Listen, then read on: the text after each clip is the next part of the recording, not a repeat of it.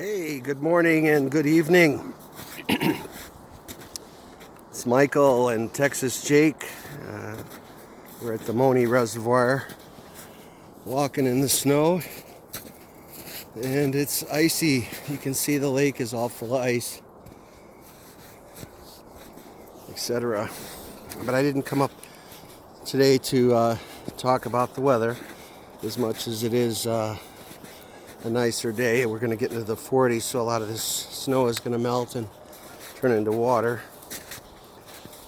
But anyway, I thought I would be remiss not to say that I had I guess some closure or final words were spoken by Karen to let me know that she's going to proceed with her plans and go to Hong Kong and pursue some contract work there.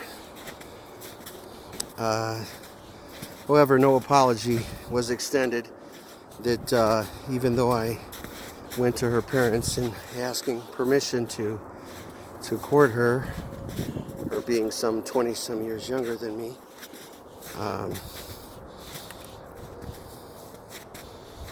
guess she felt that I was saying things that weren't right, talking about possibly that they were looking for money.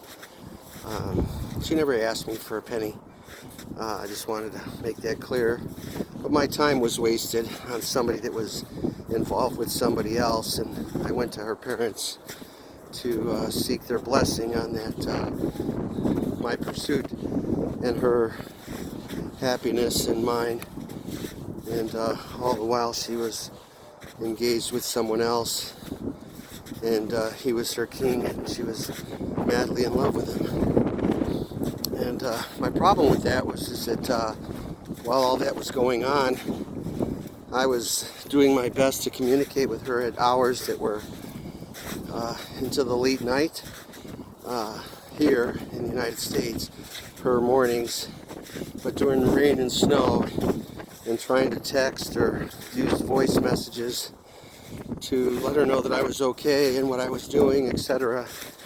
And while I'm doing that, she was involved with somebody else. So that was pretty much what I was trying to say.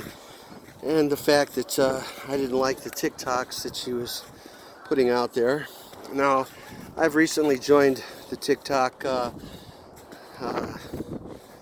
pages, I guess, and I've seen a lot of things. And a lot of women that I see dancing that are up in age, that are gyrating and doing very similar to what she was doing. I always make a comment of cinema already, meaning these women that are doing this must be divorced or never married.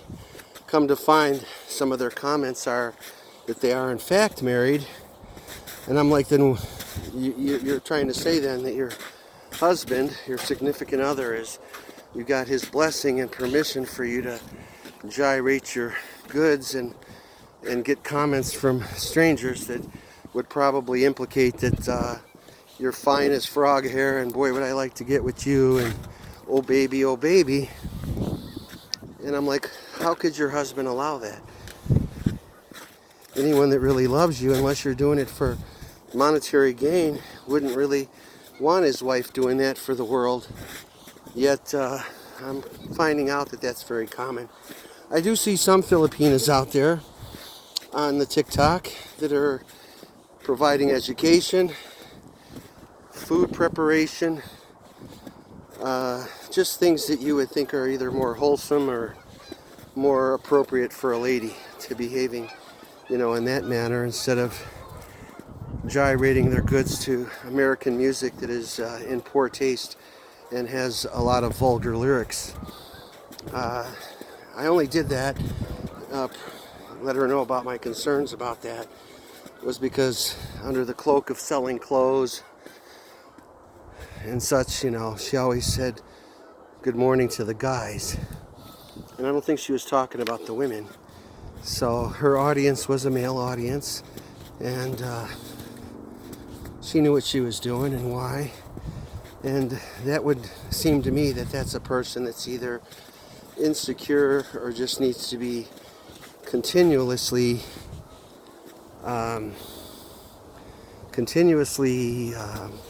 fed, her ego, that she still got it or something like that.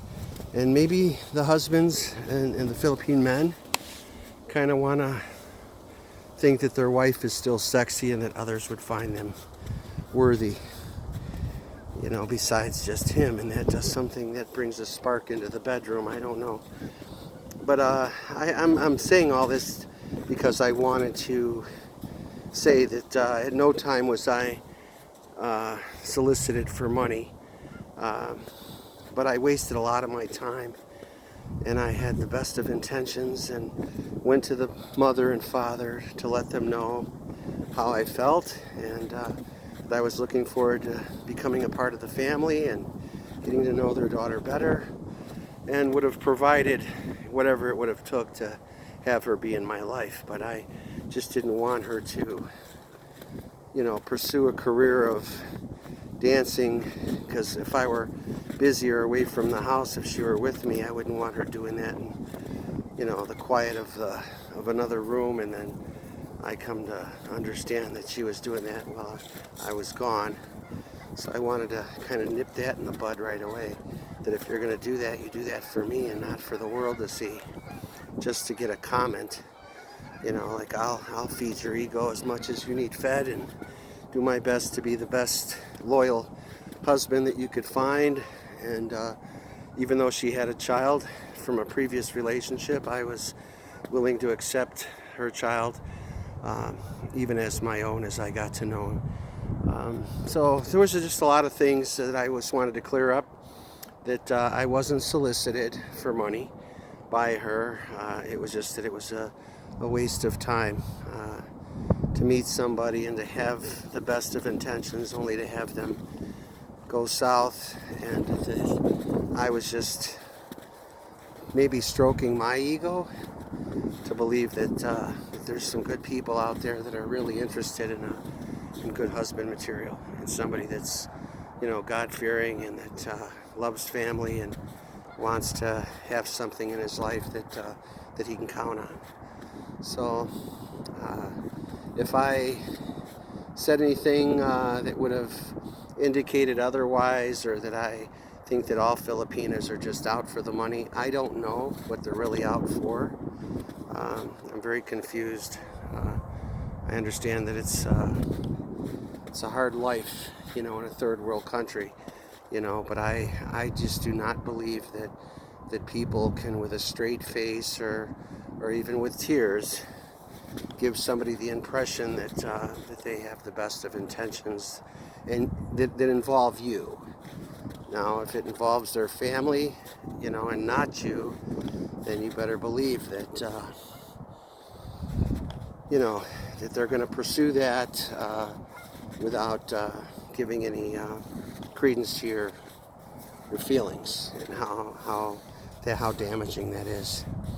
So, to all of them, whether it's an annulment, whether it's I have several boyfriends, I would encourage the Filipino women to be ladylike, to let the man know what you're doing, and if it is that you have other suitors and you're just, in a hypergamous by nature, just looking for the best one, and it's based on his either income or his ability to provide, so you're just exploring options, you should let that person know that, and then he can decide whether or not he wants to be in the line of progression, or say, okay, that's fine with me because I'm doing the same over here.